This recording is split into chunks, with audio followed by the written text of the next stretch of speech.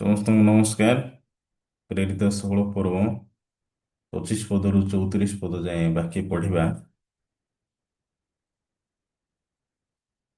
କିନ୍ତୁ ପ୍ରାୟ ମଧ୍ୟରାତ୍ରରେ ପାଉଲ ଓ ସିଲା ଈଶ୍ୱରଙ୍କ ନିକଟରେ ପ୍ରାର୍ଥନା ଓ ସ୍ତବଗାନ କରୁଥିଲେ, ଆଉ ବନ୍ଦୀମାନେ ଶୁଣୁଥିଲେ। ସେତେବେଳେ ହଠାତ୍ ଏପରି ମହାଭୂମିକମ୍ପ ହେଲା ଯେ କାରାଗାରର ଭିତ୍ତିମୂଳ କମ୍ପିବାକୁ ଲାଗିଲା, ଆଉ ତତ୍କ୍ଷଣାତ୍ ସମସ୍ତ ଦ୍ୱାର ମେଲା ହୋଇଗଲା। ପୁଣି ପ୍ରତ୍ୟେକ ଜଣର ବନ୍ଧନ ଫିଟିଗଲା।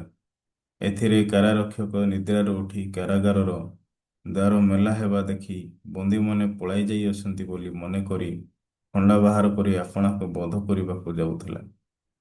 କିନ୍ତୁ ପାଉଲ ଉଚ୍ଚ ସ୍ୱରରେ ଡାକି କହିଲେ, ଆପଣାର କୌଣସି କ୍ଷତି କର ନାହିଁ, କାରଣ ଆମ୍ଭେମାନେ ସମସ୍ତେ ଏଠାରେ ଅଛୁ।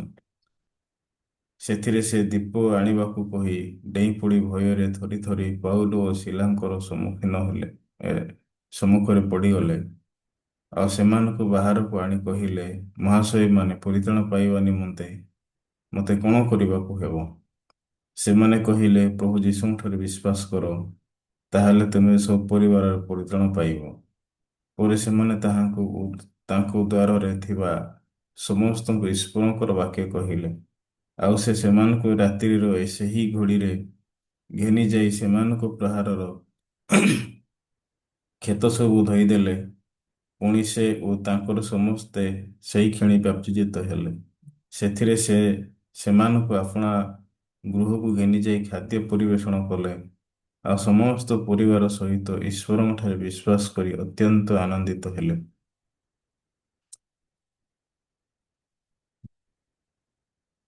34 ପଦ ଯାଏଁ ଏ ବାକ୍ୟ ମୁଁ ପଢିଲି। ସମସ୍ତେ କ୍ୟାମେରା ସାମ୍ନାକୁ ଆସନ୍ତୁ। ବହୁତ ଦିନ ପରେ ମୁଁ ଆଜି ଜୁମ୍ କରୁଛି। ଆଉ ପାଖାପାଖି 2 ସପ୍ତାହର ଅଧିକ ମୁଁ ଗାଁରେ ଯାଇକି 11 ଦିନ ପାଖାପାଖି ରହିକି ଆସିଲି। ଆଉ ତା ପରବର୍ତ୍ତୀ ସମୟରେ ମୁଁ ଜୁମ୍ ଆସିନାହିଁ। ତ ଆଜି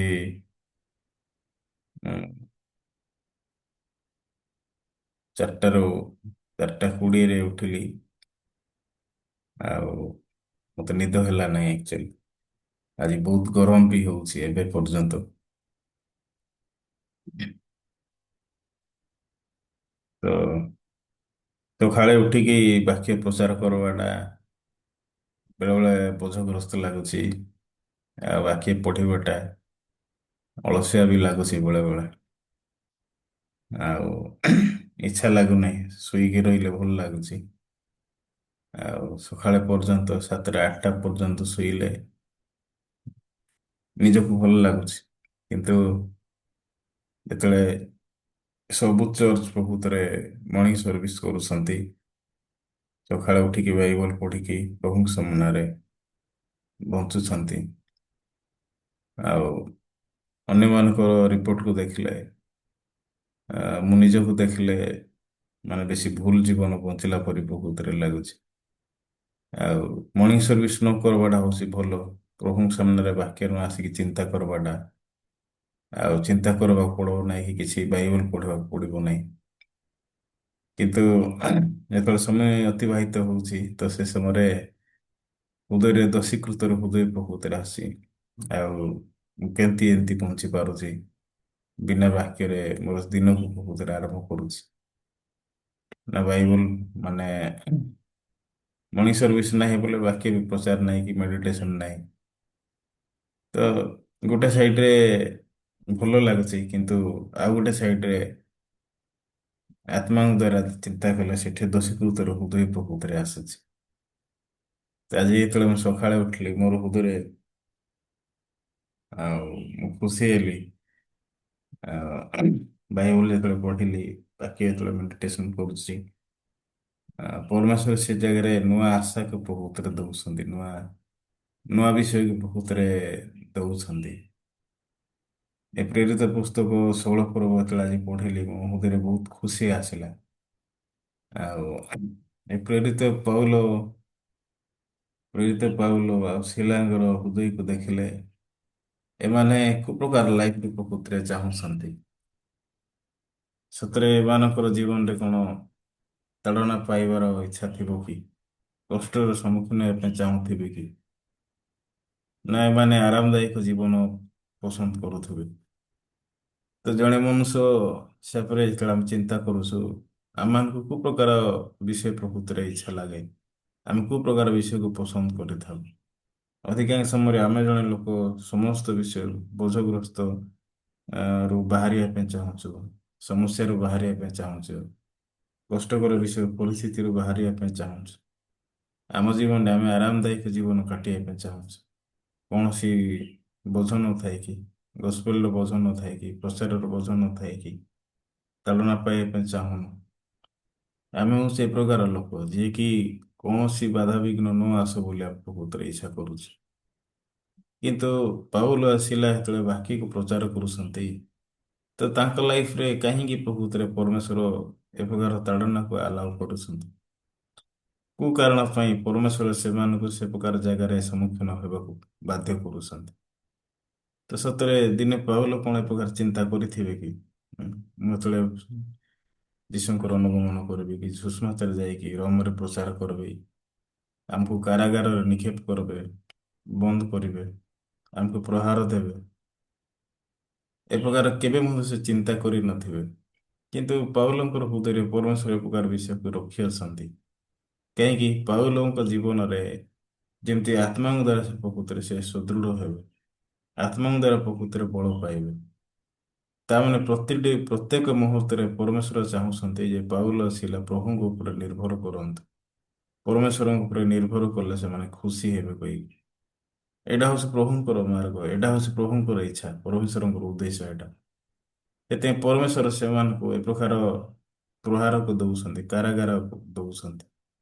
ସେଥିପାଇଁ ମନୁଷ୍ୟ ଜୀବନରେ କାରାଗାର ଆସିବାଟା ହଉଛି ବହୁତ ଆଶୀର୍ବାଦର ବିଷୟ। ସେଥିପାଇଁ ପାଉଲ ଆସିଲା କେବେ ବି ଦୁଃଖ କରିପାରିଲେ ନାହିଁ। ସେମାନେ କେବେ ନିରାଶ ହତାଶ ହେଇକି ବଞ୍ଚି ପାରିଲେ ନାହିଁ।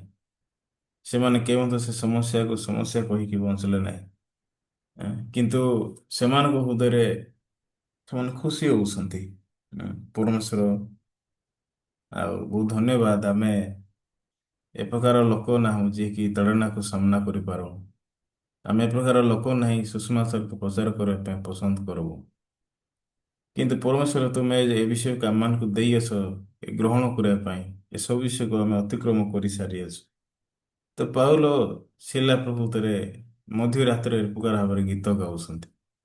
ତାଙ୍କ ପାଖରେ ଆଶା ଅଛି, ଖୁସି ଅଛି।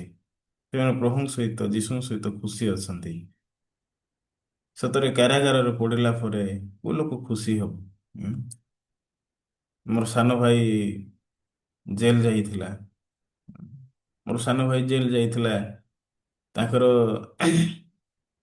ସାନ ଭାଇର ସ୍ତ୍ରୀ ବହୁତ କାନ୍ଦୁଥିଲେ ସଦାବେଳେ। ଆମକୁ ଫୋନ କରିକି କେମିତି କରିବା, କଣ କରିବା, କେବେ ଆସିବେ, ଆଉ କେତେ ଦିନ ରହିବେ। ତାଙ୍କ ହୃଦୟରେ ଏ ପ୍ରକାର କାନ୍ଦ ପ୍ରକୃତରେ ଥିଲା। କେବେ ବି ସେ ପସନ୍ଦ କରୁନଥିଲେ, ଆଉ କେବେ ମଧ୍ୟ ସେ କହୁନଥିଲେ କି ଏଇଟା ପ୍ରଭୁଙ୍କର ଇଚ୍ଛା, ପରମେଶ୍ୱର ପଠେଇଛନ୍ତି, ହଁ ଆମ ପାଇଁ ଭଲ ଏଇଟା। ମୋ ସାନ ଭାଇର ସ୍ତ୍ରୀ କେବେ ମୋତେ ସେମିତି କହୁନଥିଲେ।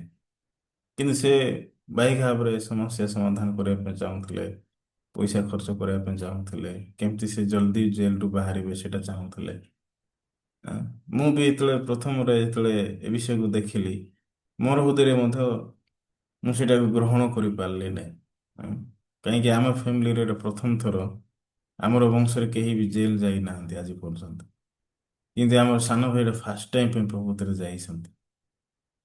ତ ଗଲେ ସେଥିପାଇଁ ମୁଁ ବି ଏଇଟାକୁ ସହଜରେ ଗ୍ରହଣ କରିପାରିଲି ନାହିଁ। ସେଥିପାଇଁ ମୁଁ ବି ଯେତେ ପାରୁ ନ ପାରୁ ପ୍ରକୃତରେ ମୁଁ ଓକିଲକୁ ପରାମର୍ଶ କରିକି ଜଲ୍ଦି କେମିତି ସେ ବାହାରିବ, ମୁଁ ବି ପ୍ରକୃତରେ ପ୍ରୟାସ କରୁଥିଲି। କିନ୍ତୁ ଯେତେବେଳେ ଦେଖିଲି ମୋର ଚେଷ୍ଟା, ମୋର ପରିଶ୍ରମ କିଛି ଲାଭ ହଉନାହିଁ। ଆଁ, ଯେହେତୁ ସେଇଟା ପୋଲିସ ଡିପାର୍ଟମେଣ୍ଟ ପ୍ରକୃତରେ କେସ୍ କରିଛନ୍ତି, ସେମାନେ ସେଇଟା ସାକ୍ଷୀ ଅଛନ୍ତି। ତ ମୁଁ ଯେତେ ଚାହିଁଲେ ମଧ୍ୟ ସେଇଟା ହେବ ନାହିଁ। ମୁଁ ପଇସା ଖର୍ଚ୍ଚ କଲେ ମଧ୍ୟ ସେଇଟା ହବ ନାହିଁ। ଆଉ ମୁଁ ମୋର ଇଚ୍ଛା ଅନୁସାରେ ସେଇଟା କେବେ ହବ ନାହିଁ। ମୁଁ ବି ଦିନେ ମୁଁ ଜାଣିଲି ପ୍ରଭୁ ଏଇଟା ପ୍ରଭୁଙ୍କର ଇଚ୍ଛା ଏଇଟା। ଆଉ ପରମେଶ୍ୱର ଏଇଟା ଚାହୁଁଛନ୍ତି ଯେ ମୋର ଭାଇ ଜେଲରେ ଯାଉ। ହଁ। ତ ନିଶ୍ଚିତ ଭାବରେ ସେ କେବେ ମଧ୍ୟ ଏ ପ୍ରକାର ଲମ୍ବା ସମୟ ଧରିକି ସେ ରହିପାରିବେ ନାହିଁ। ନିଶ୍ଚିତ ଭାବରେ ପରମେଶ୍ୱର ତାଙ୍କ ପାଇଁ ରାସ୍ତାକୁ ରଖିଥିବେ। ଯୋଉ ରାସ୍ତା ଯୋଉ ରାସ୍ତା করে ଗଲେ ପ୍ରଭୁ ତ ସେ ଖୁସି ହେବେ। ଯୋଉ ରାସ୍ତାକୁ ବାଛିଲେ ମୁଁ ବି ଖୁସି ହେବି। ଗୋଟେ ଆଡମିଟ କରିବା ଦରକାର କି ପ୍ରଭୁ ମତେ ଏଇଟା ଦେଇଛନ୍ତି। ଏଇଟା ମତେ ଗ୍ରହଣ କରିବା ଦରକାର। ଦିନେ ମୋର ହୃଦୟରେ ଏ ପ୍ରକାର ହୃଦୟ ପ୍ରଭୁତରେ ଫିକ୍ସ ହେଲା। ସେ ସମୟରେ ଆଁ, ମୁଁ ଆମ ଗାଁକୁ ଯିବାକୁ ବହୁତରେ ବନ୍ଦ କଲି। ଆଉ ହଁ ପ୍ରଭୁ ଏଇଟା ଦେଇଛନ୍ତି ଯଦି ପ୍ରଭୁଙ୍କର ଇଚ୍ଛା ସେ ଗୋଟେ ବର୍ଷ ରୁହନ୍ତୁ କି 2 ବର୍ଷ ରୁହନ୍ତୁ କି ଗୋଟେ ମାସ ରୁହନ୍ତୁ କି 3 ମାସ ରୁହନ୍ତୁ ଏଇଟା ପ୍ରଭୁଙ୍କର ଇଚ୍ଛା। ଆଁ, ମୁଁ ତ ଚାହୁଁନଥିଲି ମୋର ଭାଇ ଜେଲ ଯାଆନ୍ତୁ। ମୋର ସାନ ଭାଇର ସ୍ତ୍ରୀ ବି ଚାହୁଁନଥିଲେ ସେ ମୋର ସ୍ୱାମୀ ଜେଲ ଯାଆନ୍ତୁ। କିନ୍ତୁ ଏଇଟା କାହାର ଇଚ୍ଛା? କିଏ ପଠେଇଛନ୍ତି? ନିଶ୍ଚିନ୍ତ ଭାବରେ ଏଇଟା ହଉଛି ପ୍ରଭୁଙ୍କର ଇଚ୍ଛା ଯେ କି ପ୍ରଭୁ ଆମ ପରିବାରରେ କାମ କରିବା ପାଇଁ ଚାହୁଁଛନ୍ତି। ତ ମୋ ହୃଦୟରେ ନାଇଁ କି ଦିନେ ଏ ପ୍ରକାର ଭାବରେ ଫିକ୍ସ ହେଇଗଲା ଆଉ। ମୁଁ ସମସ୍ତ ଭାର ମୋର ଜୀବନରେ ମୁଁ କାଢିଦେଲି ଆଉ ପ୍ରଭୁଙ୍କୁ ପ୍ରଭୁତ୍ୱ ଦେଲି। ପରମେଶ୍ୱର ତମେ ବାଇବଲରେ କହିଅଛ ଏ ଭାରେ ଏ ପରିଶାନ୍ତ ଭାରଗ୍ରସ୍ତ ଲୋକ ସମସ୍ତେ ମୋ ନିକଟକୁ ଆସ ମୁଁ ତୁମମାନଙ୍କୁ ବିଶ୍ରାମ ଦେବି। ତ ସେ ସମୟରେ ବାକ୍ୟ ମୋର ମନରେ ବହୁତରେ ଆସିଲା। ହଁ ସତରେ ପ୍ରଭୁ କହୁଛନ୍ତି ସମସ୍ତ ଭାର ଠାରୁ ବାହାରିବା ପାଇଁ ପରିଶାନ୍ତରୁ ବାହାରିବା ପାଇଁ। ମୋ ପାଖରେ ମୁଁ ପରିଶାନ୍ତ ହେଇକି ଅଛି ଭାରଗ୍ରସ୍ତ ହେଇକି ଅଛି ଗୋଟେ କାରଣ ପାଇଁ ମୋର ହୃଦୟରେ ବିଶ୍ରାମ ନାହିଁ। ମୁଁ ବିଶ୍ରାମ କରିପାରୁନାହିଁ। ତାର ଅର୍ଥ ମୁଁ ଜଣେ ଲୋକ ଚେଷ୍ଟା କରୁଛି ପରିଶ୍ରମ କରୁଛି କିନ୍ତୁ ପରମେଶ୍ୱର ଏ ପ୍ରକାର ସ୍ଥିତିରେ କେମିତି କାମ କରିବେ? ଏ ପ୍ରକାର ଅବସ୍ଥାରେ ପରମେଶ୍ୱର ମୋତେ କେମିତି ଅନୁଗ୍ରହ ପ୍ରଭୁତରେ ଦେବେ? ତ ମତେ କୋଉ ପ୍ରକାର ଦୟା ଦରକାର ମତେ କୋଉ ପ୍ରକାର ଆଶୀର୍ବାଦ ଦରକାର। ତ ସେ ସମୟରେ ମୁଁ ଚିନ୍ତା କରିବାକୁ ଆରମ୍ଭ କଲି ଆଉ ପରମେଶ୍ୱର ମୋ ହାତରେ କିଛି ନାହିଁ ଆଉ ମୁଁ କିଛି କରିପାରିବି ନାହିଁ। ଏଁ, ମୁଁ ହଉଛି ଅକର୍ମଣ ଦାସ ପ୍ରଭୁ। ପରମେଶ୍ୱର ଏ ପ୍ରକାର ଅକର୍ମଣ ଦାସକୁ ଆପଣ ସାହାଯ୍ୟ କଲେ ହବ। ତ ଦିନେ ଏ ପ୍ରକାର ଭାବରେ ପ୍ରଭୁଙ୍କ ସମ୍ମୁଖରେ ଛିଡାଇବା ପାଇଁ ପରମେଶ୍ୱର ମୋତେ ବାଧ୍ୟ କରାଇଲେ। ସେଥିପାଇଁ ମୁଁ ପରବର୍ତ୍ତୀ ସମୟରେ କେବେ ବି ଦୁଃଖ କଲି ନାହିଁ। ତ କେବେ ବି ଦୁଃଖ କଲି ନାହିଁ। ଦେଖିଲେ ଆମର ପରିବାର ସମସ୍ତେ ହିନ୍ଦୁ ଆଉ ସେମାନେ ହିନ୍ଦୁ ପରମ୍ପରାରେ ସେମାନେ ବଞ୍ଚୁଛନ୍ତି। କିନ୍ତୁ ଗୋଟେ ସାଇଡରେ ଦେଖିଲେ ଏଟା ପ୍ରଭୁଙ୍କର ଇଚ୍ଛା।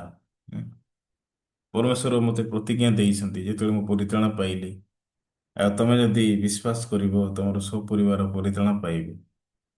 ଚର୍ଚ୍ଚରେ ଆଜି ବଢିକି ଚର୍ଚ୍ଚକୁ ଆସିଲା ପରେ ମୋର ଜୀବନରେ ମୁଁ ଆଜି ପ୍ରକୃତରେ 15 ବର୍ଷ ବିତିଗଲାଣି। 2013ରୁ ଏ 2012 ମସିହାରୁ ପ୍ରକୃତରେ ମୁଁ ଆସିଲିଣି। 2012 ମସିହାରେ ମୁଁ ଚର୍ଚ୍ଚକୁ ଆସିଲି। ତ ଦେଖିଲେ ମୁଁ ଯୋଉଦିନ ପରିତ୍ରାଣ ପାଇଲି ମିଶନ ସ୍କୁଲକୁ ଆସିଲି। ମିଶନ ସ୍କୁଲ ଆସିଲା ବେଳକୁ ପରମେଶ୍ୱର ମୋତେ ପ୍ରତିଜ୍ଞା ଦେଲେ। ତମେ ଯଦି ଗସ୍ପେଲ ପାଇଁ ବଞ୍ଚିବ ପରମେଶ୍ୱର ତମ ପରିବାର ପାଇଁ କାମ କରିବେ। ଆଁ, ତମେ ଯଦି ମାନେ ଗସ୍ପେଲ ପ୍ରଚାରକ ଭାବରେ ଜୀବନ ଯାପନ କରିବ ତମର ଦିନେ ତମର ପରିବାର ପ୍ରକୃତିର ପରିତ୍ରାଣ ପାଇବେ। ସମସ୍ତେ ଚର୍ଚ୍ଚକୁ ଆସିବେ। ଆଜକୁ 15 ବର୍ଷ ଅତିବାହିତ ହେଲାଣି। ବେଳେବେଳେ ମତେ ଚିନ୍ତା ଆସୁଛି ପ୍ରଭୁ ପ୍ରତିଜ୍ଞା କାମ କରୁନାହିଁ। ଆଜି ପର୍ଯ୍ୟନ୍ତ ସେ ପ୍ରତିଜ୍ଞା ଦ୍ଵାରା ମୋ ଜୀବନରେ କିଛି ଘଟି ନାହିଁ। ଆଉ କେବେ ଘଟିବ? କେବେ ମୁଁ ସେ ପରିତ୍ରାଣ ପ୍ରତିଜ୍ଞାର ବାକ୍ୟ ପ୍ରକୃତ ମୋର ଜୀବନରେ ଫୁଲଫିଲ୍ ହବ? ଦିନେ ବେଳେ ବେଳେ ଏ ପ୍ରକାର ଚିନ୍ତା ପ୍ରକୃତିରେ ଆସୁଛି ମତେ। କିନ୍ତୁ ମୋର ଚିନ୍ତା କଣ ବାକ୍ୟ କି? ଉଁ, ନା ମୋର ଚିନ୍ତା କଣ ପ୍ରକୃତିରେ ସବୁ ବିଷୟକୁ ପରିବର୍ତ୍ତନ କରିବ? ମୁଁ ଯେତେ ଚିନ୍ତା କଲେ ବି ସେ ଚିନ୍ତା କଣ ମୋ ପାଇଁ ଉପକାର ହୁଏ? ନାଇଁ ଚିନ୍ତା ହଉଛି ଚିନ୍ତା ଆକା। ସେଥିପାଇଁ ମනුଷ୍ୟ ପାଖରେ ଯେତେ ବି ଭଲ ଚିନ୍ତା ଆସୁନା କାହିଁକି ସେଟା ଆମ ପାଇଁ ଭଲ। ସେଟା ମଣିଷ ପାଇଁ ଭଲ। କିନ୍ତୁ ଚିନ୍ତା କେବେ ମଧ୍ୟ ବାକ୍ୟ ଦ୍ଵାରା ବାକ୍ୟ ହେଇପାରିବ ନାହିଁ। କିନ୍ତୁ ବାକ୍ୟ କଣ କହୁଛି? ଏ ଜାଗାରେ ଯଦି ଆମେ ଦେଖିବା କଣ ଲେଖା ହେଇଛି? 31 ପଦରେ ପ୍ରେରିତ ପୁସ୍ତକ 16:31 ଲେଖା ହେଇଛି। ସେମାନେ କହିଲେ ପ୍ରଭୁ ଯୀଶୁଙ୍କ ଠାରେ ବିଶ୍ୱାସ କର ତାହେଲେ ତୁମେ ସବୁ ପରିବାରର ପରିତ୍ରାଣ ପାଇବ। ବାଇବଲ ଲେଖା ହେଇଛି ତୁମେ ପ୍ରଭୁ ଯୀଶୁଙ୍କ ଠାରେ ବିଶ୍ୱାସ କର ଲେଖା ହେଇଛି। ପ୍ରଭୁ ଯୀଶୁଙ୍କ ଠାରେ ବିଶ୍ୱାସ କର ତାହେଲେ ତୁମେ ସବୁ ପରିବାର ପରିତ୍ରାଣ ପାଇବ। ତେବେ ବେଳେ ବେଳେ ସତରେ ଆମେ ଆମର ନିଜର ପରିବାରକୁ ଦେଖିଲେ, ନିଜର ସ୍ୱାମୀକୁ ଦେଖିଲେ, କି ନିଜର ସ୍ତ୍ରୀକୁ ଦେଖିଲେ, କି ନିଜର ପରିବାର ଭାଇ ଭଉଣୀ ମାନଙ୍କୁ ଦେଖିଲେ ଆମକୁ କେମିତି ଲାଗେ? ହୁଁ, ନାଇଁ, ସତରେ ପ୍ରଭୁ ବାକ୍ୟ କହିଛନ୍ତି, ଆମ ବାକ୍ୟ ହଉଛି ସତ, ଆଉ ପରମେଶ୍ୱର ବାକ୍ୟ ଦ୍ୱାରା ଆମ ଲାଇଫରେ କାମ କରିବେ। ସତରେ ଆମେ ଏ ପ୍ରକାର ଭାବରେ ପ୍ରଭୁଙ୍କ ସମ୍ମୁଖରେ ଛିଡା ହଉଛୁ କି? ସତରେ ଏ ପ୍ରକାର ଭାବରେ ଆମେ ନିଜର ହୃଦୟରେ ନିଷ୍ପତ୍ତି ନଉଛୁ କି? ପ୍ରଭୁଙ୍କ ଉପରେ ସମସ୍ତ ଭାର ପ୍ରଭୁତିରେ ଥୋଇ ଦଉଛୁ କି? ନାଇଁ, ବେଳେ ବେଳେ ପ୍ରଭୁତିରେ ଆମେ ଚିନ୍ତା କରୁଛୁ, ପ୍ରଭୁ ମତେ ବି କିଛି କରିବାର ଅଛି। ପରମେଶ୍ୱର ମତେ ବି ଏଁ, ବିଶ୍ୱାସ କରିବା ପାଇଁ ଚେଷ୍ଟା କରିବାର ଅଛି। ଲୋକମାନେ ଅନେକ ସମୟରେ ଏ ପ୍ରକାର ଚିନ୍ତା କରିଥାନ୍ତି। ଉଁ, ସେଥିପାଇଁ ଲୋକମାନେ ପ୍ରକୃତିରେ କେମିତି ଚିନ୍ତା କରନ୍ତି, ମୋର ଜୀବନରେ କୌଣସି ସମସ୍ୟା ନ ଆସୁ, କୌଣସି ପରିସ୍ଥିତି ନ ଦେଖା ଦଉ, କୌଣସି କାରଣ ପ୍ରକୃତିରେ ମୋର ଜୀବନରେ ନ ଆସୁ, ମୁଁ ଯେମିତି ଆରାମଦାୟକ ପ୍ରକୃତିରେ ଜୀବନ ଯାପନ କରିବି। ଆଁ, ମତେ କିଏ ବି ଡିଷ୍ଟର୍ବାନ୍ସ ନ କରନ୍ତୁ। ବେଳେବେଳେ ପ୍ରକୃତିରେ ଆମେ ସେମିତି ଚିନ୍ତା କରୁଛୁ। ମୁଁ ମୋର ଦିଟା ଛୁଆ ଅଛନ୍ତି, ବେଳେବେଳେ ମୁଁ ସେମାନଙ୍କ ବିଷୟରେ ବହୁତ ଅଧିକ ଚିନ୍ତା କରୁଛି।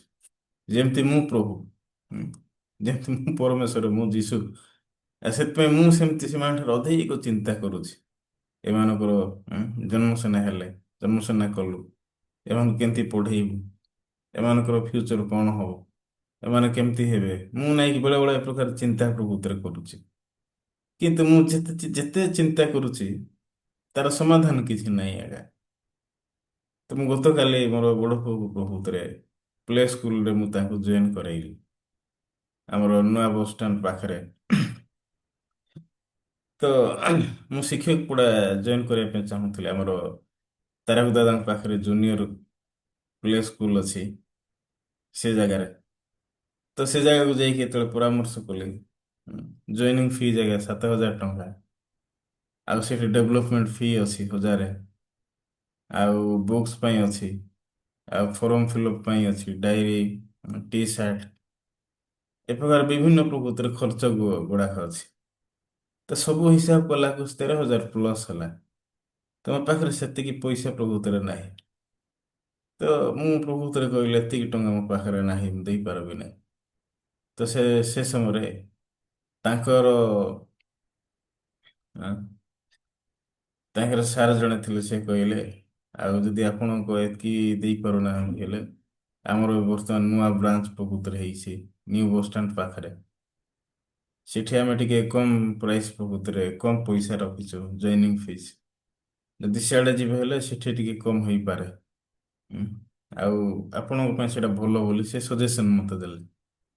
ତ ମୁଁ ଯେତେବେଳେ ଆସିଲି ଏ ନ୍ୟୁ ବସ୍ ଷ୍ଟାଣ୍ଡକୁ, ଏଠି ଜଏନିଂ ଫିସ୍ 5,000 ରଖିଛନ୍ତି, ଆଉ ଡେଭଲପମେଣ୍ଟ ଫିସ୍, ଆଉ ବୁକ୍ସ ପାଇଁ, ଫର୍ମ ଫିଲ୍ଅପ୍ ପାଇଁ, ଆକ୍ଟିଭିଟି ପାଇଁ, ଏ ପ୍ରକାର ଅନେକ ପ୍ରକାର ଫିସ୍ ସେମାନଙ୍କ ପାଖରେ ଅଛି। ତ ସବୁ ହିସାବ କଲାକୁ ସେଇଟା 10,000 ପରେ ହେଉଛି, 11,000 ପାଖାପାଖି। ଏଠି ବି କୁଆଡ଼େ କମ ହେଲା। ଆଁ, ଏଇଠି ବି ତ ସମାନ ଗୋଟେ 2,000 ଟଙ୍କା ଭିତରେ କମୁଛି। ଏଇଟା ବି ତ 11,000 ପାଖାପାଖି ହଉଛି। ଦେଖିଲା ବେଳକୁ ମୋ ପାଖରେ ସେତିକି ପଇସା ପ୍ରକୃତରେ ନାହିଁ।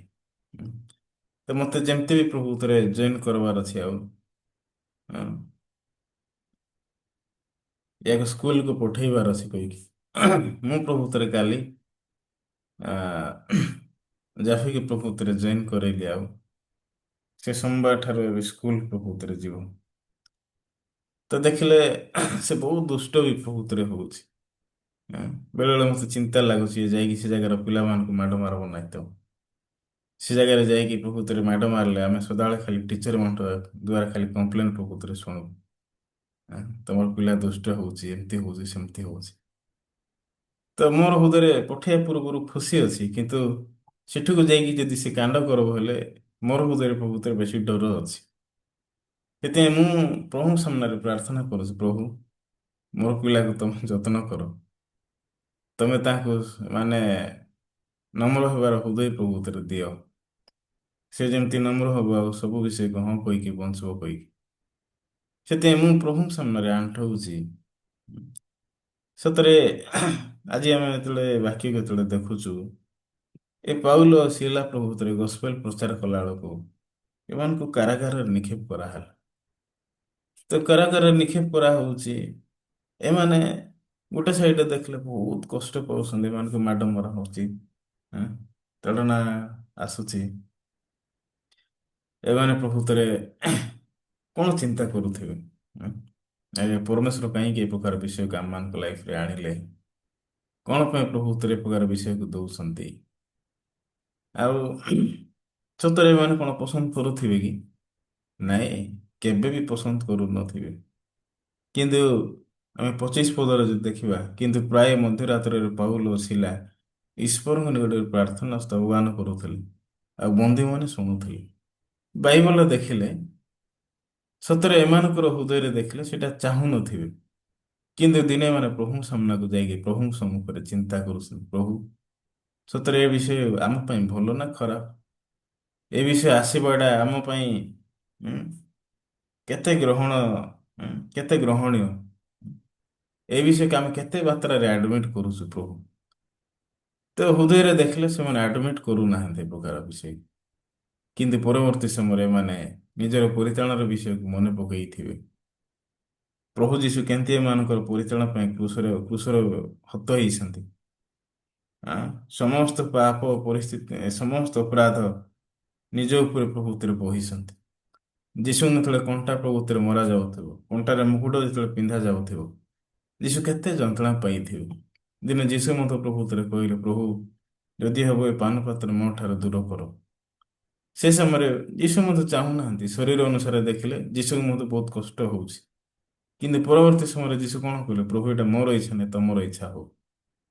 ତ ସେ ସମୟରେ ଯୀଶୁ ମଧ୍ୟ ଆଡମିଟ୍ କରୁଛନ୍ତି କି ପ୍ରଭୁ ମୁଁ ଏଥିପାଇଁ ଆସିଛି, ପରମେଶ୍ୱର ତ ମୋତେ ଏଥିପାଇଁ ପ୍ରେରଣ କରିବ ସେ ଜଗତରେ। ହଁ, ମୁଁ ଯଦି ଆଜି ଏ ପ୍ରକାର ସମସ୍ୟାକୁ ସମ୍ମୁଖୀନ ହେବି ନାହିଁ, ଏ ଜଗତର ଲୋକ କେହି ବି ପରିତ୍ରାଣ ପାଇବେ ନାହିଁ, ଉଦ୍ଧାର ପାଇବେ ନାହିଁ। ହଁ ପ୍ରଭୁ ଏଇଟା ତମର ଇଚ୍ଛା, ମୁଁ ତମର ଇଚ୍ଛା ପୂର୍ଣ୍ଣ କରିବା ପାଇଁ ଆସିଛି, ପ୍ରଭୁ ତମର ଇଚ୍ଛା ସଫଳ ହଉ। ସେ ସମୟରେ ଯୀଶୁ ମଧ୍ୟ ପ୍ରଭୁତରେ ଆଡମିଟ୍ କରୁଛନ୍ତି। ଏ ପାଉଲ ଆସିଲା ନିଜର ପରିତ୍ରାଣକୁ ମନେ ପକେଇଥିବେ, ପରମେଶ୍ୱର ସତରେ ଆମେ ପରିତ୍ରାଣ ପାଇବା ପାଇଁ ଯୋଗ୍ୟ ନାହିଁ। ଆଁ? ଆଜି ଆମେ ନିଜେ ମରିବା ଜାଗାରେ ପ୍ରଭୁ ଆପଣ ମଲେ, ଆପଣ ଆମର ଅପରାଧ ପାପକୁ ପ୍ରଭୁତରେ ବୋହିଲେ। ତ ଏ ଟିକେ କଷ୍ଟ ଅଛି ଆମ ପାଇଁ, ଟିକେ ଯନ୍ତ୍ରଣା ଅଛି। ହଁ, କେତେ କେତେ ଦିନ କେତେ ବର୍ଷ କି ଆମେ ପ୍ରଭୁତରେ କାରାଗାର ନିକ୍ଷେପ ହେଇକି ରହିବୁ, କିନ୍ତୁ ଏଟା ସମସ୍ୟା ନାହିଁ ପ୍ରଭୁ। ସେ ସମୟରେ ପାଉଲ ଶିଲା ପ୍ରଭୁତରେ ସତରେ ଏ ଦୁଃଖକୁ କଣ ଦୁଃଖ ବୋଲି କହିଥିବେ କି?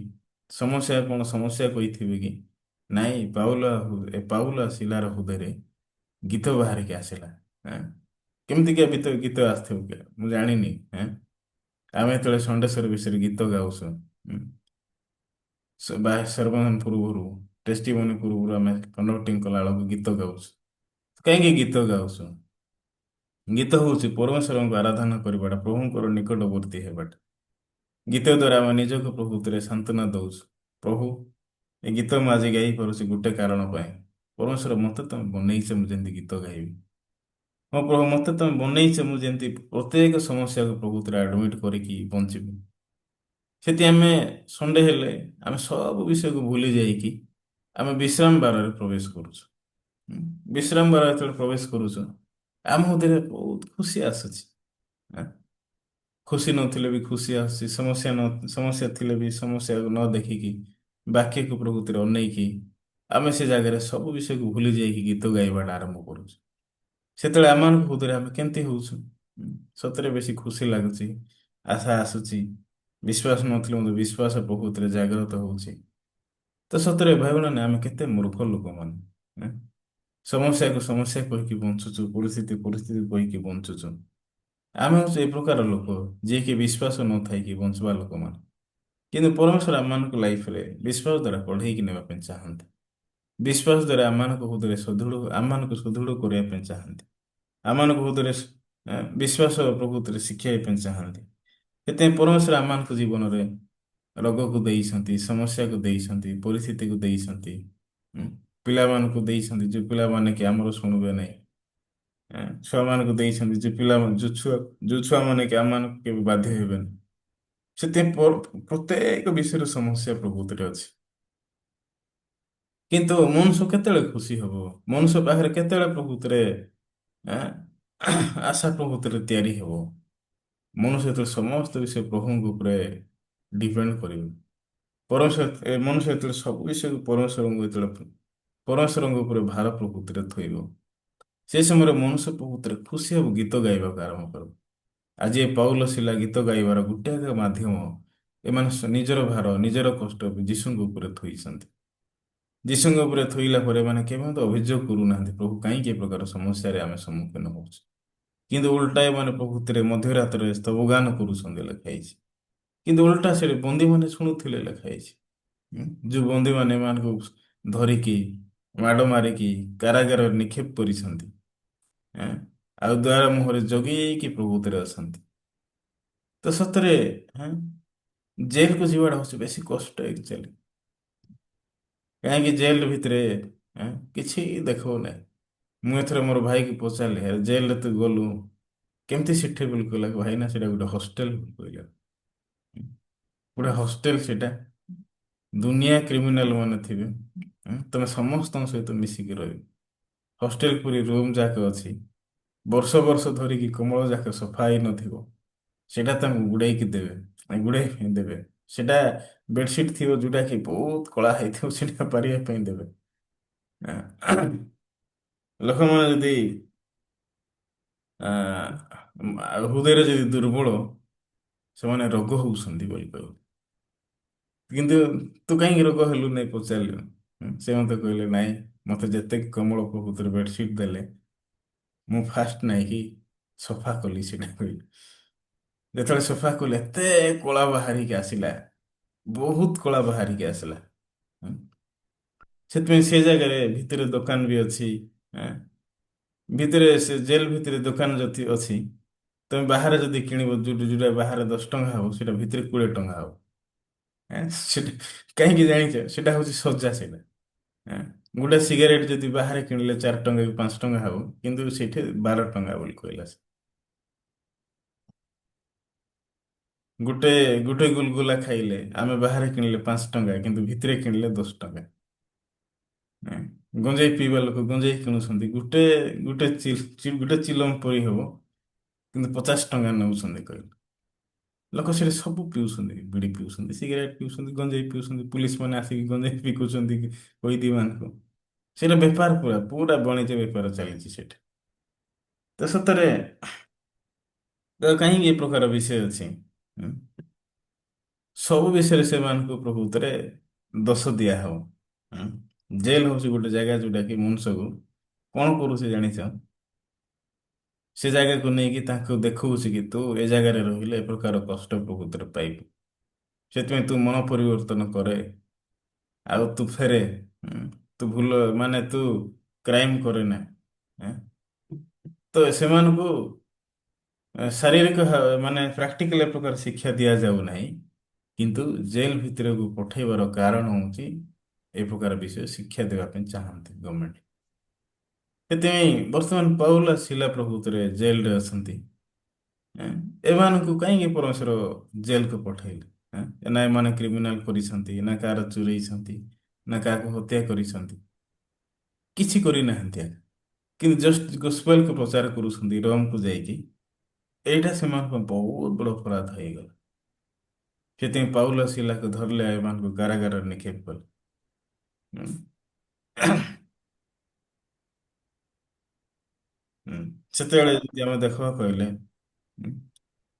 23 ପଦ ଦେଖିଲେ, ସେମାନେ ସେମାନଙ୍କୁ ବହୁତ ପ୍ରହାର କରାଇଲେ ଉତ୍ତାରେ କାରାଗାରରେ ନିକ୍ଷେପ କଲେ। ନିକ୍ଷେପ କରି ସେମାନଙ୍କୁ ସାବଧାନରେ ରକ୍ଷା କରିବା ନିମନ୍ତେ କାରାରକ୍ଷକଙ୍କୁ ଦୃଢ ଆଜ୍ଞା ଦେଲେ। ତ ଏଇ ଜାଗାରେ ଦେଖିଲେ କଣ ଲେଖା ହେଇଛି? ବହୁତ ପ୍ରହାର କରାଇଲେ ଲେଖା ହେଇଛି। ମାନେ ଏତେ ସେମାନଙ୍କୁ ମାଡ ମରା ହେଲା, ଆଁ, ସେମାନେ ବଞ୍ଚି ପାରିବେ ନାହିଁ। ତାପରେ କାରାଗାରରେ ନିକ୍ଷେପ କରାହେଲା, ଜେଲରେ ପକାହେଲା। ଆଁ, ଜଣକୁ ମାଡ ମାରିଲା ପରେ ଜଣେ ଆଘାତ ହବ କି ନାହିଁ? ତାର ଗୋଡ କୁଆଡେ ଖଣ୍ଡିଆ ହବ, ସେ ଚାଲି ପାରିବ ନାହିଁ। ଆଁ, ତ ସେ ଲୋକକୁ ନେବା ଦରକାର, କୁଆଡେ ନେବା ଦରକାର? ମେଡିକାଲ ନେବା ଦରକାର, ମେଡିକାଲ ଟ୍ରିଟମେଣ୍ଟ ଦେବା ଦରକାର। କିନ୍ତୁ ପାଉଲ ଶିଲାକୁ କୁଆଡେ ପଠାହେଲା? ଜେଲକୁ ପଠାହେଲା। ଆଁ? ସେଥିପାଇଁ ସେ ଜାଗାରେ ଦୃଢ ଆଜ୍ଞା ଦିଆ ହେଲା କାରାରକ୍ଷକଙ୍କୁ ଯେ ତୁମମାନଙ୍କୁ ଜଗ, କୁଆଡେ ଛାଡବ ନାହିଁ, ଚାରିଆଡେ ଜଗିଥିବେ ସେମାନେ। 24 ପଦ ଲେଖା ହେଇଛି, ଏହି ପ୍ରକାର ଦୃଢ ଆଜ୍ଞା ପ୍ରାପ୍ତ ହୋଇ ସେମାନଙ୍କୁ ଭିତରୁ କାରାଗାର ନିକ୍ଷେପ କରି ସେମାନଙ୍କ ପାଦରେ ହରିକାଠ ଲଗାଇଦେଲେ। ଆଶ୍ଚର୍ଯ୍ୟ। ଜେଲ ଭିତରେ ତ ରଖିଲେ ରଖିଲେ, କିନ୍ତୁ ଆହୁରି ହରିକାଠ ଲଗାଇଦେଲେ। ହଁ, ହରିକାଠ ମାନେ ଶୁଣ, ଦିଟା ହାତରେ ଦିଟା ବୁଳା ଲଗା ହବ, ଶିଙ୍କୁଳି ଲାଗିଥିବାଟା। ସେମାନେ କୁଆଡେ ଧାଇଁ ପାରିବେ ନାହିଁ। ପାଦରେ ହାତରେ ଲଗା ହେଇଥିବ। ତ କାହିଁକି ଏତେ ଲଗା ହଉଛି? ତ ଯେତେବେଳେ ଏ ପ୍ରକାର ବିଷୟକୁ ସେମାନେ ଦେଖିଥିବେ, ପାଉଲ ଆସିଲା, ଆରେ ଆମର ତ କିଛି ଦୋଷ ନାହିଁ, ଆମେ କଣ ଭୁଲ କଲୁ, ଜଷ୍ଟ ଖାଲି ଆମେ ଗସ୍ପେଲକୁ ପ୍ରଚାର କଲୁ, ଏଇଟା ଆମର କେତେ ଅପରାଧ ହେଲା। ଉଁ, ସେଥିପାଇଁ ସେମାନେ କେବେ ବି ଚିନ୍ତା କରିପାରିନଥିବେ। କିନ୍ତୁ ଯେତେବେଳେ ପ୍ରଭୁଙ୍କ ସମ୍ମୁଖରେ ଯେଉଁମାନେ ଯାଇକି ଚିନ୍ତା କରୁଛନ୍ତି, ପ୍ରଭୁ ସତରେ ଏଇଟା ଆମ ପାଇଁ ଠିକ ବିଷୟ କି? ସତରେ ପରମେଶ୍ୱର ଏ ବିଷୟ ଆମ ପାଖରେ ଆସିବାଟା ଏଇଟା କେମିତି? ହଁ ପ୍ରଭୁ, ଆମେ ଏଇଟା କେବେ ବି ଚାହୁଁନୁ, ଆମ ଜୀବନରେ ଏ ପ୍ରକାର ବିଷୟ ଆଶା ଆମେ କେବେ ପସନ୍ଦ କରିନୁ। କିନ୍ତୁ ପରମେଶ୍ୱର ତୁମେ ମତେ ପରମେଶ୍ୱର ଆପଣ ଆମମାନଙ୍କୁ ଏ ପ୍ରକାର ଆଶୀର୍ବାଦ ଦେଇ ଆସନ୍ତି, ଯୋଉ ଜାଗାରେ କି ପ୍ରଭୁ ଆମେ ଖୁସି ହେଇପାରିବୁ, ଯୋଉ ଜାଗାରେ କି ପ୍ରଭୁ ଆମେ ଆନନ୍ଦ କରିପାରିବୁ। ସେତେବେଳେ ଏମାନେ 25 ପଦ ଯେତେବେଳେ ଆସୁଛି, ଏମାନେ ମଧ୍ୟ ରାତିରେ ସ୍ତବଗାନ କରୁଛନ୍ତି ଲେଖା ହେଇଛି। ଭାଇ ଭଉଣୀ ମାନେ, ପରିତ୍ରାଣ ପାଇବାଟା ହଉଛି ଖୁସିର ବିଷୟ। ଆତ୍ମିକ ଜୀବନ ବଞ୍ଚିବାଟା ଖୁସିର ବିଷୟ। ଆମ ଲାଇଫରେ ତାଡ଼ନା କଷ୍ଟ ଆସିବାଟା ହଉଛି ଖୁସିର ବିଷୟ। ଆମ ଲାଇଫରେ ସମସ୍ୟା ଆସିବାଟା ଖୁସିର ବିଷୟ। କୌଣସି ବିଷୟ ପ୍ରଭୁ ଭିତରେ ଅଗ୍ରାହ୍ୟ ନାହିଁ। ଉଁ? ପରମେଶ୍ୱରଙ୍କ ଭିତରେ ସମସ୍ତ ବିଷୟ ହଉଛି ଗ୍ରାହ୍ୟ। ସେଥିପାଇଁ ପରମେଶ୍ୱର ସବୁ ବିଷୟକୁ ଆଡମିଟ କରିବା ପାଇଁ ଆମମାନଙ୍କୁ ଦେଇଛନ୍ତି। କାହିଁକି ଜାଣିଛନ୍ତି? ଅନ୍ଧକାର ଅଛି, ନିର୍ଜନ ଅଛି, ଶୂନ୍ୟ ଅଛି। ଯେତେବେଳେ ଦୀପ୍ତି ଆସୁଛି, ଯେତେବେଳେ ଦୀପ୍ତି ଆସିବ, ସବୁ ବିଷୟ ପ୍ରଭୁ ଭିତରେ ପଳେଇଯିବ, ପଳେଇବ। ସେଥିପାଇଁ ପରମେଶ୍ୱର କଣ ଚାହାନ୍ତି? ତମେ ବାକ୍ୟ ଉପରେ ନିର୍ଭର କର। ଆଁ? ବାକ୍ୟକୁ ପ୍ରଭୁତ୍ୱରେ ଦେଖ। ପରମେଶ୍ୱର ଏ ପ୍ରକାର ଭାବରେ ଆମମାନଙ୍କୁ ଆଁ, କହିବା ପାଇଁ ପ୍ରଭୁତ୍ୱରେ ଚାହୁଁଛନ୍ତି। ସେଥିପାଇଁ ବାକ୍ୟ ଯେତେବେଳେ ଆମେ ଦେଖୁଛୁ, ବାକ୍ୟରେ ପାଉଲ ସିଲାସ ସ୍ତବ ଗାନ କଲେ ଲେଖା ହେଇଛି। ଯଦି ଆମେ ବି ଆଜି ଆମ ମୁଣ୍ଡରେ ବାକ୍ୟକୁ ରଖିଅଛୁ, ଆମେ ବି ସ୍ତବ ଗାନ କରୁ। ଅବ୍ରାହମ ପ୍ରଭୁତ୍ୱରେ ପ୍ରକାର ଭାବରେ ପ୍ରଭୁଙ୍କ ଠାରେ ଖୁସି ହେଲେ, ଯେତେବେଳେ ଛୁଆ ନଥିଲେ। ଆଁ, ଅବ୍ରାହମ ପାଖରେ ଯେତେବେଳେ ଛୁଆ ନଥିଲା, ଅବ୍ରାହମ ଖୁସି ହେଲେ। ଅବ୍ରାହମ ଗ୍ରହଣ କଲେ, ପ୍ରଭୁ ଏଇଟା ତମର ଇଚ୍ଛା। ଆଜିକୁ 24 ବର୍ଷ ଧରିକି ମୁଁ ନିଃସନ୍ତାନ ହେଇକି ପ୍ରସ୍ଥାନ କରୁଛି, ପ୍ରଭୁ ଏଇଟା ତମର ଇଚ୍ଛା। ସେତେବେଳେ ଅବ୍ରାହମଙ୍କ ଲାଇଫରେ ପ୍ରତିଜ୍ଞା ପୂରଣ ହେଲା। ପରମେଶ୍ୱର ଅବ୍ରାହମଙ୍କ ଲାଇଫରେ ସେତେବେଳକୁ ଇସାକକୁ ଦେଲେ। ସେ ସମୟରେ ଇସାକ ପ୍ରଭୁତ୍ୱରେ ଜନ୍ମ ହେଇପାରିଲା ସାରାଙ୍କ ଦ୍ୱାରା। ସାରା ମଧ୍ୟ ବନ୍ଧ୍ୟା ଥିଲେ, ସ୍ତ୍ରୀ ଧର୍ମ ନିବୃତ୍ତ ହେଇଥିଲେ। କେବେ ବି ସାରା ବି ଆଶା କରିନାହାନ୍ତି କି ମୋ ଦ୍ୱାରା ଦିନେ ଛୁଆ ଜନ୍ମ ହବ କହିକି। କିନ୍ତୁ ଏଭଳି ପୁସ୍ତକ ବାଇବଲରେ ଦେଖିଲେ 11 ପର୍ବରେ କଣ ଲେଖା ହେଇଛି ଟିକେ ଆମେ ମାନେ ଦେଖିବା। ଏଭଳି ପୁସ୍ତକ 11 ପର୍ବ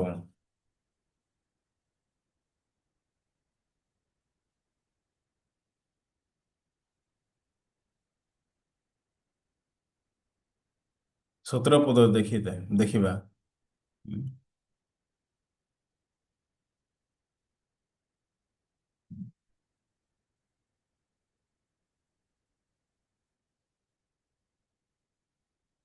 ଏ 17 ପଦ ନାହିଁ, 11 ପଦ ଦେଖିବା। ବିଶ୍ୱାସ ଦ୍ୱାରା ସାରା ନିଜେ ମଧ୍ୟ ପ୍ରତିଜ୍ଞାକାରୀଙ୍କୁ ବିଶ୍ୱସ୍ତ ଜ୍ଞାନ କରି ଗତ ବୟସ୍କା ହେଲେ, ଜାତିର ଆଦିମାତା ହେବାକୁ ଶକ୍ତି ପ୍ରାପ୍ତ ହେଲେ।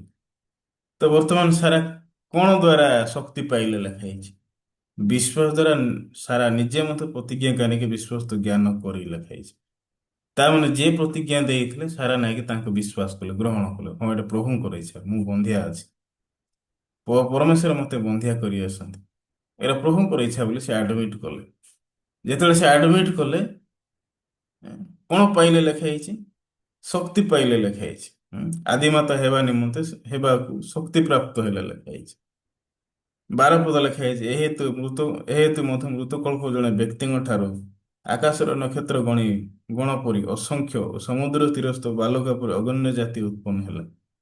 ତେ ସାରା ଯେତେବେଳେ ବିଶ୍ୱାସ କଲେ, ଗ୍ରହଣ କଲେ, ଆଡମିଟ କଲେ, ଆଁ, ସମୁଦ୍ରର ବାଲୁକା ପରି, ଆକାଶର ନକ୍ଷତ୍ର ଗଣ ପରି ଅସଂଖ୍ୟ ଉଁ, ଅଗଣ୍ୟ ଜାତି ଉତ୍ପନ୍ନ ହେଲା ନା ହେଲା ନାହିଁ? ହେଲା। ଆଁ, ତ ସାରା କି ପ୍ରକାର ପରମେଶ୍ୱର ଆଶା ମାନେ ଆଶୀର୍ବାଦ ଦେଲେ। ଅବ୍ରାହ୍ମ ଏ ପ୍ରକାର ଭାବରେ ଆଶୀର୍ବାଦ ପ୍ରକୃତରେ ପାଇଲେ। ଉଁ, ଏମାନେ ଅଛନ୍ତି ମୃତକଳ୍ପ ଲୋକ, ଉଁ, ମରବା ଲୋକ, ବୃଦ୍ଧାବସ୍ଥାରେ ପ୍ରକୃତିରେ ଛୁଆ ଜନ୍ମ କଲେ। 75 ବର୍ଷରେ ଅବ୍ରାହ୍ମ ପ୍ରତିଜ୍ଞା ପାଇଲେ। 100 ବର୍ଷ ବେଳକୁ ଇସାକ ଆସିଲା। 100 ବର୍ଷର ବୁଢା କିଏ କେବେ କେମିତି ଚିନ୍ତା କରିବ କି ମୋ ଦ୍ୱାରା ଦିନେ ଇସାକ ଜନ୍ମ ହବ କହିକି? କିନ୍ତୁ ପ୍ରତିଜ୍ଞା କିଏ କରିଛି? ପ୍ରତିଜ୍ଞା କାହାର ପ୍ରକୃତିରେ ଆସିଛି? ପ୍ରତିଜ୍ଞା କିଏ ପ୍ରକୃତିରେ ଅବ୍ରାହ୍ମକୁ ଦେଇଛି? ସେ ହେଉଛନ୍ତି ଈଶ୍ୱର। ସେଥିପାଇଁ ଈଶ୍ୱର ହେଉଛନ୍ତି ବିଶ୍ୱସ୍ତ।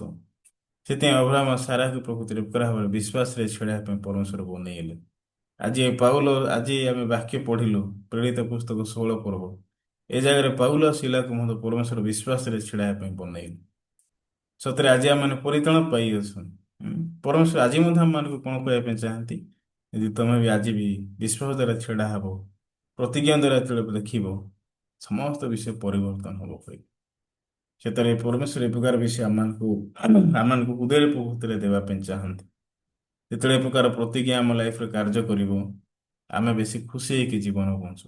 ଉଁ, ସେଥିପାଇଁ ଆ, ଆଜିର ବାକ୍ୟ ଦ୍ୱାରା ଆପଣମାନେ ଚିନ୍ତା କରନ୍ତୁ, ଆଉ ପ୍ରଭୁଙ୍କ ସହିତ ପ୍ରଭୁତରେ ଆଜି ଦିନ ମଧ୍ୟ ପ୍ରଭୁତରେ ବିତାନ୍ତୁ। ଆଜି ମୁଁ ଏତିକି କହିବି, ପ୍ରାର୍ଥନା କରିବା। ମଙ୍ଗଳମୟ ପରମେଶ୍ୱର ପିତା, ଆଜି ଧନ୍ୟବାଦ ଦଉଛୁ। ଆଜି ଆମେ ସକାଳ ଉପାସନାରେ ପ୍ରେରିତ ପୁସ୍ତକ 16 ପର୍ବ ବାକ୍ୟକୁ ଆମେ ଦେଖିଲୁ। ଏ ଜାଗାରେ ପରମେଶ୍ୱର କହୁଛନ୍ତି କି ପାଉଲ ଆସିଲା ଯେତେବେଳେ ଗସ୍ପେଲକୁ ପ୍ରିଚିଂ କରୁଥିଲେ, ଦିନେ ସେମାନେ ରୋମ ନିବାସୀ ମାନଙ୍କ ଦ୍ୱାରା ଧରାଗଲେ, ପ୍ରହାର କରାଗଲେ, କାରାଗାରରେ ନିକ୍ଷେପ କରାଗଲେ, ପଡ଼ିକାଠ ପ୍ରକୃତିରେ ସେମାନଙ୍କୁ ଦିଆଗଲା। ତ ପାଉଲ ଶିଲା କେବେ ତ ବୁଝୁନଥିବେ ପରମେଶ୍ୱର କାହିଁକି ଏ ପ୍ରକାର ବିଷୟ ଏମାନଙ୍କ ଲାଇଫରେ ଆଲାଉ କରୁଛନ୍ତି। କିନ୍ତୁ ଦିନେ ମାନେ ନିଜର ଉଦ୍ଧାରକୁ ମନେ ପକେଇଥିବେ, କୋଉ ପ୍ରକାର ଭାବରେ ମାନେ ପରିତ୍ରାଣ ପାଇଲେ, କୋଉ ପ୍ରକାର ଭାବରେ ମାନେ ଧାର୍ମିକ ହେଲେ। ଆଉ ଏମାନଙ୍କର କୌଣସି କର୍ମ ମିଶି ନଥିଲା, କିନ୍ତୁ ଯୀଶୁଙ୍କର ବଳିକୃତ, ଯୀଶୁଙ୍କର କ୍ରୁଶବିଦ୍ଧ, ଯୀଶୁଙ୍କର ପୁନରୁତ୍ଥାନ ପାଇଁ ଏମାନେ ଦିନେ ପ୍ରକୃତିରେ ଧାର୍ମିକ ଗଣିତ କରାଯାଇଥିଲେ। ତ ସେତେବେଳେ ସେମାନେ ବହୁତ ଖୁସି ହଉଛନ୍ତି। ଆଉ ଏ କାରାଗାରରେ ଥାଇକି ହୋଡିକାଟ ପ୍ରକୃତିରେ ପକା ହେଇଛି, ଅନେକ ପ୍ରହାର ପ୍ରକୃତିରେ ଦିଆହେଇଛି, କିନ୍ତୁ ହେଲେ ସୁଦ୍ଧା ଏମାନେ ମଧ୍ୟରାତ୍ରରେ ସ୍ତବଗାନ କରୁଛନ୍ତି ଲେଖା ହେଇଛି। ପରମେଶ୍ୱର ଆମେ ଗୋଟେ ଜାଗାରେ ଖୁସି ହେଇପାରିବୁ, ସେଟା ହଉଛି ଗସ୍ପେଲ ଭିତରେ। ଆମ ହୃଦୟରେ ମଧ୍ୟ ଆଜି ଏମିତି ନୂଆ ବିଷୟ, ନୂଆ ଆଶା, ନୂଆ ଖୁସି ଦ୍ୱାରା ପ୍ରକୃତିରେ ଆଜି ଦିନ ମଧ୍ୟ ଆରମ୍ଭ କରି ପ୍ରଭୁ ସେ ପ୍ରକାର ତାକୁ ଅନୁଗ୍ରହ କର। ସାରା ବନ୍ଧ୍ୟା ଥିଲେ, ଅବ୍ରାହ୍ମ ପାଖରେ ଛୁଆ ନଥିଲା, କିନ୍ତୁ ଦିନେ ସାରା ମଧ୍ୟ ବିଶ୍ୱସ୍ତ ଜ୍ଞାନ କରି ପ୍ରତିଜ୍ଞାକାରୀ ବିଶ୍ୱସ୍ତ ଜ୍ଞାନ କରି ଗତ ବୟସ୍କା ହେଲେ ହେଁ ସେ ଜାତିର ଆଦିମାତା ହେବାକୁ ଶକ୍ତି ପ୍ରାପ୍ତ ହେଲେ ଲେଖା ହେଇଛି। ଆଉ ଦିନେ ଏ ପ୍ରକାର ଶକ୍ତି ସାରା ପ୍ରକୃତିରେ ପାଇଲେ। ଯେ ବନ୍ଧ୍ୟା ଥିଲେ, ସ୍ତ୍ରୀ ଧର୍ମ ନିବୃତ୍ତ ହେଇଥିଲା, କିନ୍ତୁ ପରମେଶ୍ୱର ସମସ୍ତ ବିଷୟ ଦିନେ ଖୋଲା କଲେ। ସେଥିପାଇଁ ଆମେ ଯେତେବେଳେ ଗସ୍ପେଲ ପାଇଁ ବଞ୍ଚୁଛୁ, ଗସ୍ପେଲ ପାଇଁ ଯେତେବେଳେ ସପୋର୍ଟ କରୁଛୁ, ନିଶ୍ଚିନ୍ତ ଭାବରେ ପରମେଶ୍ୱର ଆମମାନଙ୍କୁ ସପୋର୍ଟ କରିବେ।